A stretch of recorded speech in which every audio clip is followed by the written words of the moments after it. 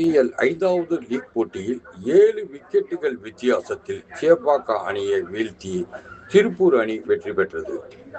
TNPL 10வது cricket 5வது league போட்டி திண்டுக்கல் நத்தம் பகுதியில் உள்ள தனியார் விளையாட்டு மைதானத்தில் மதியம் 3:30 மணிக்கு நடைபெற்றது.